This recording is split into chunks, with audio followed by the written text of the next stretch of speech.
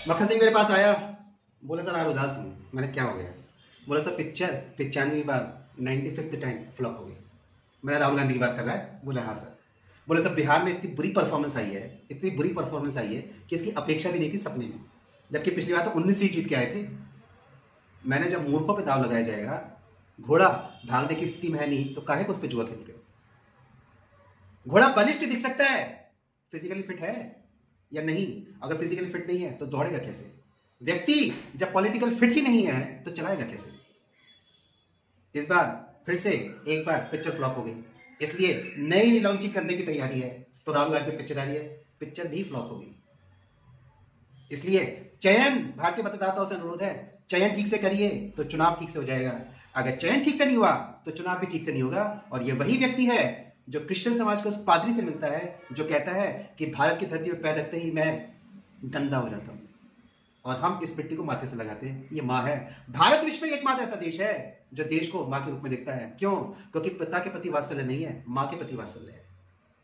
और जब पिता पुत्र बात आती है तो जब माँ पीटेगी तब भी बच्चा माँ के पल्लू में जाएगा, और जब पिता पीटता है तो बच्चा माँ के पल्लू में जाता ही है। ये दोनों का अंतर है। तो पिता के पीटने पे भी माँ के पास जाना, माँ के पीटने पे भी माँ के पास जाना, ये वात्सल्य है। कि मेरी प्रताड़ना कर रही है लेकिन तब भी सबसे अधिक विश्वास मुझे इस पे है, मेरा आत्म इससे है, मेरा अस्तित्व इससे है।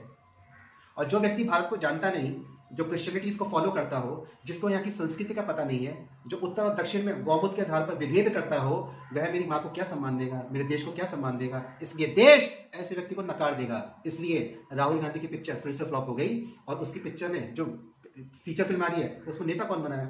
राहुल गांधी के रूप में शाहरुख खान। मन में टीस है, समर्थन है। इनके मन के वेदनाओं को समझिए, नहीं तो हमारा फिर से एक बार ठगे जाएंगे। भारत अफगानिस्तान, ईरान, पाकिस्तान, बांग्लादेश और नेपाल के माध्यम से विभाजित हो चुका, उधर दक्षिण पूर्व और श्रीलंका के माध्यम से विभाजित हो चुका है। हम एक बार फिर से कमजोर पड़े तो देश को फिर से तोड़ने की तैयारी चल रही है, क्योंकि अभी भी 300 किलोग्राम विस्फोटक गायब है जो दिल्ली में विस्फोट हुआ उसके बाद से, और सुरक्षा एजेंसी उनको खोजने में लगी पड़ी है। और नेता प्रतिपक्ष विदेश में जाके देश के दुश्मनों से हाथ मिलाता है।